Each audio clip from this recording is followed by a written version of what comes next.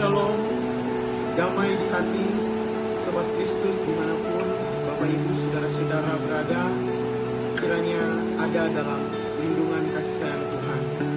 Dalam program channel yang Bapak Ibu tonton di saat ini, saya mengajak kita semua untuk dapat melaksanakan program gerakan membaca Alkitab setahun yang akan diadakan setiap hari, guna mencapai firman Tuhan dalam Yohanes 1 ayat 1. Pada mulanya adalah firman. Firman itu bersama-sama dengan Allah, dan firman itu adalah Allah. Maka dari itu, untuk dapat lebih mengenal lagi tentang Allah, kita harus tekun belajar baca Alkitab setiap hari, sehingga kita dapat terus bertumbuh dan berbuah bagi kemuliaan Kristus sebagai murid-murid yang sejati. Pada hari ini pembacaan Alkitab kita 12 Maret tahun 2023 akan ada 3 bagian kitab. Yang pertama terdambil dalam kitab Bilangan pasal 16 ayat 41 hingga pasal 18 ayat 32. Yang kedua adalah Markus 16 ayat 1 sampai 20, dan yang kitab ketiga Mazmur 55 ayat 2 hingga ayatnya yang ke-24. Untuk itu, marilah kita mempersiapkan hati kita, mari berdoa. Segala ungkapan syukur kami naikkan kepadamu, ya Tuhan, karena Engkau adalah Allah yang baik dan setia dalam setiap musim kehidupan kami. Di saat ini, kami yang sedang menyaksikan video ini, kiranya Tuhan memberkenan kepada kami dalam membaca gerakan Alkitab setahun. Kiranya kitab ini dapat memberikan motivasi bagi kami untuk dapat terus setia, taat sebagai hamba Tuhan, belajar firman Tuhan dan mengaplikasikannya dalam kehidupan kami sehari-hari. Hamba-Mu yang akan membacakan firman ini diberikan Tuhan takut akan Tuhan, dan biarlah Roh Kudus Tuhanlah yang nyata atas kami semua di saat ini. Hanya di dalam nama Allah Bapa, Anak, dan Roh Kudus. Amin. Di saat ini kita akan membaca kitab yang pertama dari Bilangan pasal 16 ayat 41 hingga pasal 18 ayatnya yang ke-32. Beginilah firman Tuhan.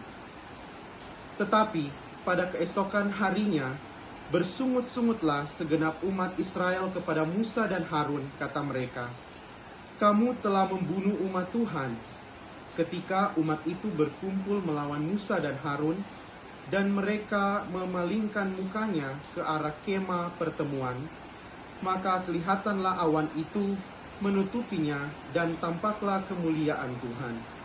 Lalu pergilah Musa dan Harun ke depan kemah pertemuan. Maka berfirmanlah Tuhan kepada Musa, "Pergilah dari tengah-tengah umat ini, supaya kuhancurkan mereka dalam sekejap mata." Lalu sujudlah mereka. Berkatalah Musa kepada Harun, "Ambillah perbaraan, bubuhlah api ke dalamnya dari atas mezbah, dan taruhlah ukupan, dan pergilah dengan segera kepada umat itu, dan adakanlah pendamaian bagi mereka, sebab murka Tuhan telah berkobar, dan tulah sedang mulai." Maka Harun mengambil perbaraan seperti yang dikatakan Musa, dan berlarilah ia ke tengah-tengah jemaah itu, dan tampaklah tulah telah mulai di antara bangsa itu. Lalu dibubuhnyalah ukupan, dan diadakannyalah pendamaian bagi bangsa itu. Ketika ia berdiri di antara orang-orang mati dan orang-orang hidup, berhentilah tulah itu, dan mereka yang mati kena tulah itu ada 14.700 orang banyaknya, belum terhitung orang-orang yang mati karena perkara Korah. Ketika Harun kembali kepada Musa di depan pintu kemah pertemuan, tulah itu telah berhenti. Tuhan berfirman kepada Musa, "Katakanlah kepada orang Israel, dan suruhlah mereka memberikan kepadamu 1 tongkat untuk setiap suku. Semua pemimpin mereka harus memberikannya, suku demi suku, seluruhnya 12 tongkat. Lalu tuliskanlah nama setiap pemimpin pada tongkatnya. Pada tongkat Lewi harus kau tuliskan nama Harun. Bagi setiap kepala suku harus ada satu tongkat. Kemudian haruslah kau letakkan semuanya itu di dalam kemah pertemuan di hadapan tabut hukum, tempat aku biasa bertemu dengan kamu. Dan orang yang kupilih, tongkat orang itulah akan bertunas. Demikianlah aku hendak meredakan sungut-sungut yang diucapkan mereka kepada kamu, sehingga tidak usah ku dengar lagi. Setelah Musa berbicara kepada orang Israel, maka semua pemimpin mereka memberikan kepadanya satu tongkat dari setiap pemimpin menurut suku-suku mereka. 12 tongkat, dan tongkat Harun ada di antara tongkat-tongkat itu. Musa meletakkan tongkat-tongkat itu di hadapan Tuhan dalam kemah hukum Allah. Ketika Musa keesokan harinya masuk ke dalam kemah hukum itu, maka tampaklah tongkat Harun dari keturunan Lewi telah bertunas mengeluarkan kuntum, mengembangkan bunga, dan berbuahkan buah badam. Kemudian Musa membawa semua tongkat itu keluar dari hadapan Tuhan kepada seluruh orang Israel. Mereka melihatnya, lalu mengambil tongkatnya masing-masing. Tuhan berfirman kepada Musa, "Kembalikanlah tongkat Harun ke hadapan tabut hukum untuk disimpan menjadi tanda bagi orang-orang durhaka, sehingga engkau mengakhiri sungut-sungut mereka dan tidak kudengar lagi, supaya mereka jangan mati." Dan Musa berbuat demikian, seperti yang diperintahkan Tuhan kepadanya, demikianlah diperbuatnya. Tetapi orang Israel berkata kepada Musa, "Sesungguhnya kami akan mati, kami akan binasa, kami semuanya akan binasa. Siapapun juga yang mendekat ke kemah suci Tuhan, niscayalah ia akan mati. Haruskah kami habis binasa?"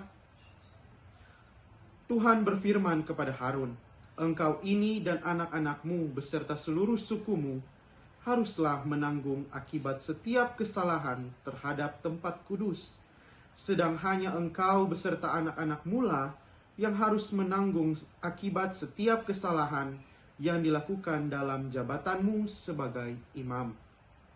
Suruhlah juga saudara-saudaramu, suku Lewi, suku bapa leluhurmu, mendekat bersama-sama dengan engkau, supaya mereka menggabungkan diri kepadamu dan melayani engkau.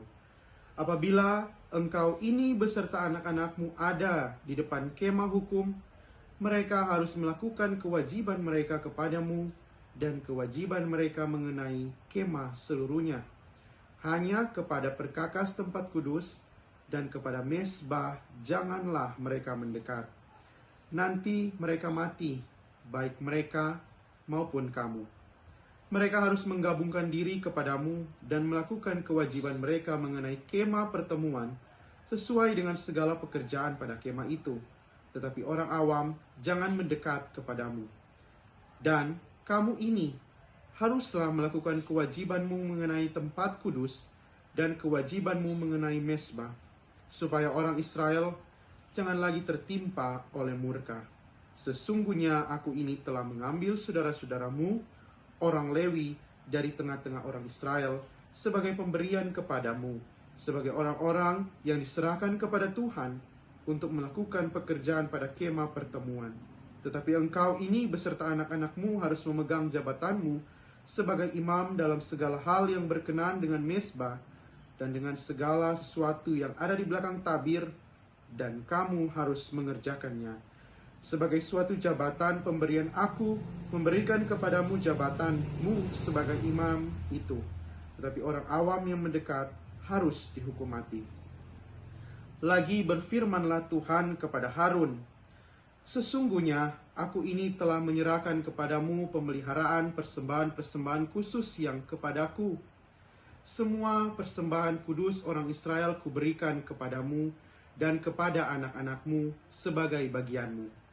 Itulah suatu ketetapan untuk selama-lamanya.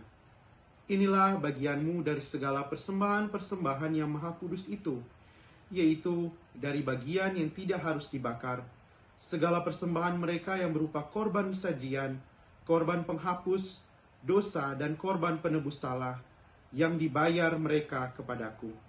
Itulah bagian Maha Kudus yang menjadi bagianmu dan bagian anak-anakmu. Sebagai bagian Maha Kudus, haruslah kamu memakannya.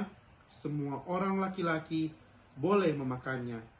Haruslah itu bagian kudus bagimu. Dan ini pun adalah bagianmu. Persembahan khusus dari pemberian mereka yang lain, termasuk segala persembahan unjukan orang Israel, semuanya itu kuberikan kepadamu dan kepada anak-anakmu laki-laki dan perempuan bersama-sama dengan engkau. Itulah suatu ketetapan untuk selama-lamanya.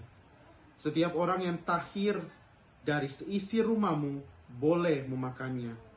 Segala yang terbaik dari minyak dan segala yang terbaik dari anggur dan dari gandum, yakni yang sebagai hasil pertamanya dipersembahkan mereka kepada Tuhan, aku berikan kepadamu. Hulu hasil dari segala yang tumbuh di tanahnya yang dipersembahkan mereka kepada Tuhan adalah juga bagianmu. Setiap orang yang tahir dari seisi rumahmu boleh memakannya. Semua yang dikhususkan bagi Tuhan di antara orang Israel menjadi bagianmu. Semua yang terdahulu lahir dari kandungan segala yang hidup yang dipersembahkan mereka kepada Tuhan, baik dari manusia maupun dari binatang, adalah bagianmu. Hanya haruslah kamu menembus anak sulung manusia, juga anak sulung binatang yang najis, haruslah kamu tebus. Mengenai uang tebusannya, dari sejak berumur 1 bulan, haruslah kau tebus menurut nilainya, yakni 5 shikal perak ditimbang menurut shikal kudus. Shikal ini 20 gera beratnya. Tetapi anak sulung lembu, domba atau kambing, janganlah kau tebus. Semuanya itu kudus.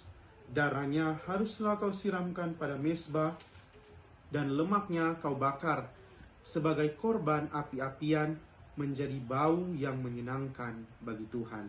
Tetapi dagingnya adalah bagianmu, sama seperti dada persembahan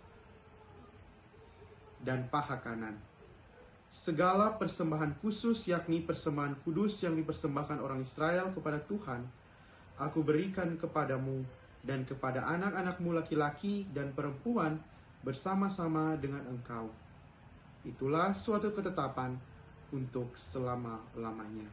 Itulah suatu perjanjian garam untuk selama-lamanya di hadapan Tuhan bagimu, serta bagi keturunanmu.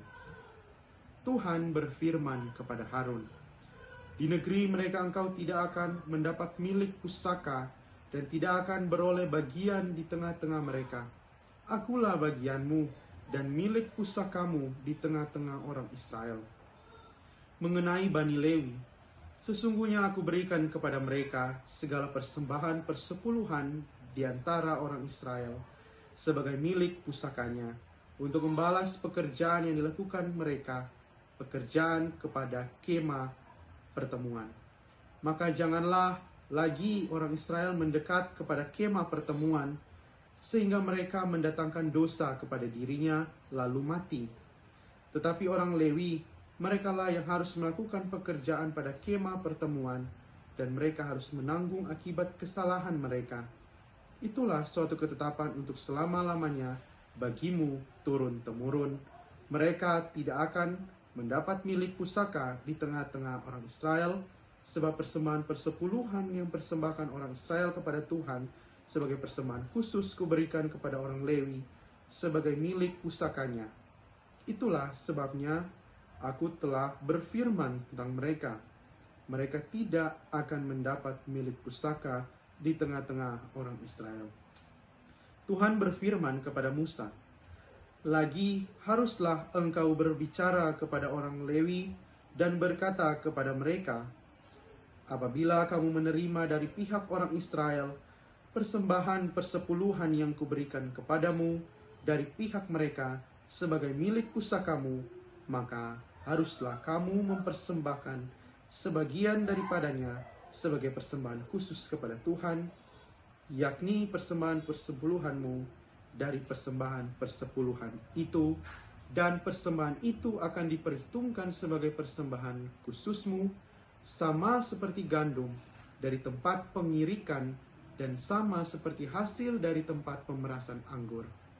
Secara demikian, kamu pun harus mempersembahkan sebagai persembahan khusus kepada Tuhan sebagian dari segala persembahan persepuluhan yang kamu terima dari pihak orang Israel, dan yang dipersembahkan daripadanya sebagai persembahan khusus kepada Tuhan, haruslah kamu serahkan kepada Imam Harun. Dari segala yang diserahkan kepadamu, yakni dari segala yang terbaik di antaranya, haruslah kamu mempersembahkan seluruh persembahan khusus kepada Tuhan sebagai bagian kudus daripadanya.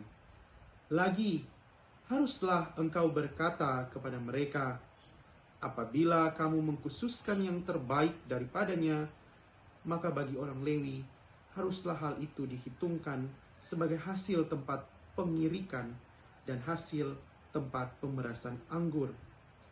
Kamu boleh memakannya di setiap tempat, kamu dan seisi rumahmu.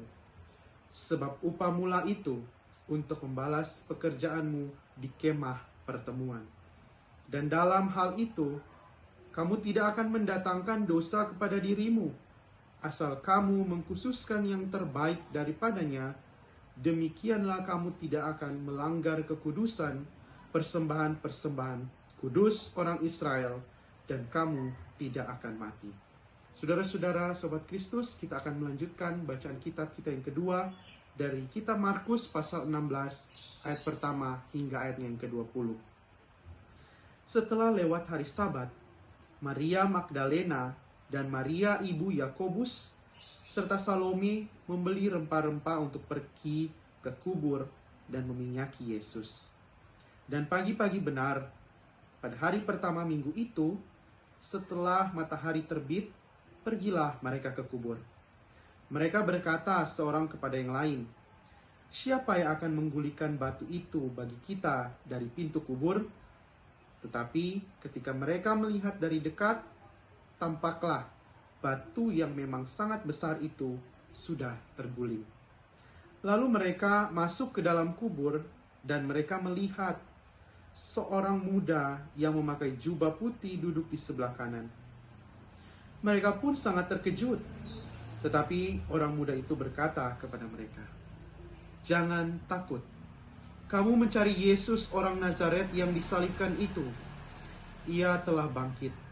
Ia tidak ada di sini. Lihat, inilah tempat mereka membaringkan dia. Tetapi sekarang pergilah, katakanlah kepada murid-muridnya dan kepada Petrus, ia mendahului kamu ke Galilea. Di sana kamu akan melihat dia, seperti yang sudah dikatakannya kepada kamu. Lalu mereka keluar dan lari meninggalkan kubur itu, sebab gentar dan dahsyat menimpa mereka. Mereka tidak mengatakan apa-apa kepada siapapun juga, karena takut.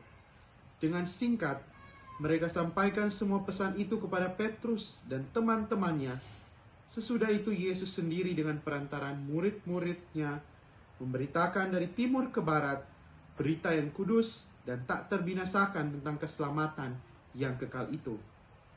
Setelah Yesus bangkit, pagi-pagi pada hari pertama minggu itu, ia mula-mula menampakkan dirinya kepada Maria Magdalena. Daripadanya, Yesus pernah mengusir 7 setan. Lalu perempuan itu pergi, memberitahukannya kepada mereka yang selalu mengiringi Yesus, dan yang pada waktu itu sedang berkabung dan menangis. Tetapi ketika mereka mendengar bahwa Yesus hidup dan telah dilihat olehnya, mereka tidak percaya. Sesudah itu ia menampakkan diri dalam rupa yang lain kepada 2 orang dari mereka, ketika keduanya dalam perjalanan keluar kota. Lalu kembalilah mereka dan memberitahukannya kepada teman-teman yang lain, tetapi kepada mereka pun teman-teman itu tidak percaya. Akhirnya, ia menampakkan diri kepada ke-11 orang itu ketika mereka sedang makan. Dan ia mencela ketidakpercayaan dan kedegilan hati mereka, oleh karena mereka tidak percaya kepada orang-orang yang telah melihat dia sesudah kebangkitannya. Lalu ia berkata kepada mereka, Pergilah ke seluruh dunia, beritakanlah Injil kepada segala makhluk. Siapa yang percaya dan dibaptis akan diselamatkan, tetapi siapa yang tidak percaya akan dihukum. Tanda-tanda ini akan menyertai orang-orang yang percaya. Mereka akan mengusir setan-setan demi namaku. Mereka akan berbicara dalam bahasa-bahasa yang baru bagi mereka. Mereka akan memegang ular, dan sekalipun mereka minum racun maut, mereka tidak akan mendapat celaka. Mereka akan meletakkan tangannya atas orang sakit, dan orang itu akan sembuh. Sesudah Tuhan Yesus berbicara demikian kepada mereka, terangkatlah ia ke sorga, lalu duduk di sebelah kanan Allah. Mereka pun pergilah memberitakan Injil ke segala penjuru, dan Tuhan turut bekerja dan meneguhkan firman itu dengan tanda-tanda yang menyertainya. Dan saat ini kita akan melanjutkan bacaan yang ketiga, Mazmur pasal 55 ayat 2 hingga ayat yang ke-24. Berilah telinga, ya Allah, kepada doaku. Janganlah bersembunyi terhadap permohonanku. Perhatikanlah aku dan jawablah aku. Aku mengembara dan menangis karena cemas, karena teriakan musuh, karena aniaya orang fasik, sebab mereka menimpakan kemalangan kepadaku, dan dengan geramnya mereka memusuhi aku. Hatiku gelisah, kengerian maut telah menimpa aku. Aku dirundung takut dan gentar. Perasaan seram meliputi aku. Pikirku, sekiranya aku diberi sayap seperti merpati, aku akan terbang dan mencari tempat yang tenang. Bahkan aku akan lari jauh-jauh dan bermalam di padang gurun. Aku akan segera mencari tempat perlindungan terhadap angin ribut dan badai. Bingungkanlah mereka. Kacaukanlah percakapan mereka, ya Tuhan, sebab aku melihat kekerasan dan perbantahan dalam kota. Siang malam mereka mengelilingi kota itu di atas tembok-temboknya, dan di dalamnya ada kemalangan dan bencana. Penghancuran ada di tengah-tengahnya, di tanah lapangnya tidak habis-habisnya ada penindasan dan tipu. Kalau musuhku yang mencela aku masih dapat menanggungnya.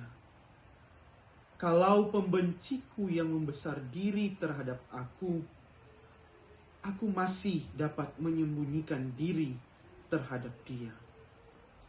Tetapi engkau, orang yang dekat dengan aku, temanku dan orang kepercayaanku, kami yang bersama-sama bergaul dengan baik dan masuk rumah Allah di tengah-tengah keramaian.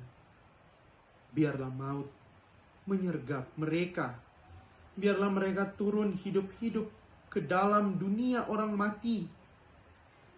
Sebab kejahatan ada di kediaman mereka, ya, dalam batin mereka. Tetapi aku berseru kepada Allah, dan Tuhan akan menyelamatkan aku. Di waktu petang, pagi, dan tengah hari aku cemas dan menangis, dan Ia mendengar suaraku. Ia membebaskan aku dengan aman dari serangan terhadap aku, sebab berduyun-duyun mereka melawan aku. Allah akan mendengar dan merendahkan mereka. Dia yang bersemayam sejak purbakala. Karena mereka tidak berubah dan mereka tidak takut akan Allah. Orang itu mengacungkan tangannya kepada mereka yang hidup damai dengan Dia. Janjinya dilanggarnya. Mulutnya lebih licin dari mentega, tetapi ia berniat menyerang. Perkataannya lebih lembut dari minyak, tetapi semuanya adalah pedang terhunus. Serahkanlah khawatirmu kepada Tuhan, maka Ia akan memelihara engkau. Tidak untuk selama-lamanya dibiarkannya orang benar itu goyah. Tetapi engkau, ya Allah, akan menjerumuskan mereka ke lubang sumur yang dalam. Orang penumpah darah dan penipu tidak akan mencapai setengah umurnya. Tetapi aku ini percaya kepadamu. Dan di saat ini, tanggal 12 Maret tahun 2023, ada hikmat yang akan disampaikan dalam kitab Amsal 11 ayat 7. Beginilah firman Tuhan. Pengharapan orang fasik gagal pada kematiannya, dan harapan orang jahat menjadi sia-sia. Mari Bapak Ibu Saudara, Sobat Kristus, kita tutup dengan doa. Terima kasih banyak Tuhan atas segala penyertaan, cinta kasih sayang Tuhan. Ketika kami telah membaca firman Tuhan, biarlah kehidupan kami diberkati oleh Tuhan, pertolongan Tuhan selalu nyata di tengah-tengah kehidupan kami. Pun kami yang sedang menonton siaran ini, video ini, kiranya Tuhan memberikan kami kelepasan, kelegaan dengan segala kekhawatiran kehidupan kami. Engkaulah yang menjadi penolong kami. Biarlah kegiatan rutin gerakan membaca Alkitab setahun ini akan terus memotivasi kami menjadi pelaku-pelaku firman-Mu di tengah-tengah kehidupan kami. Inilah kami ya Tuhan, pilihlah kebenaran kami, suci dan kuduslah hidupan kami, ampunilah kami, sehingga kami dapat menghayati sengsara Kristus dalam minggu-minggu sengsara ini. Hanya ini doa kami serahkan ke dalam tangan-Mu yang penuh kasih. Haleluya. Amin. Saudara-saudara Sobat Kristus, demikianlah gerakan baca Alkitab setahun kita, dan kita akan menyanyikan satu pujian Kidung Jemaat 446, Setialah. Setialah kepada Tuhanmu, hai kawan yang penat. Setialah, sokongannya tentu di jalan yang berat. Kan datang Raja yang berjaya, menolong orang yang percaya. Setialah. Bapak Ibu, semoga Tuhan memampukan kita sekalian untuk terus dapat tekun membaca Alkitab dan menjadi pelaku firman dimanapun dan kapanpun kita pergi dan berada. Tuhan Yesus menolong dan memberkati kita semua. Shalom, damai di hati. Tuhan beserta kita.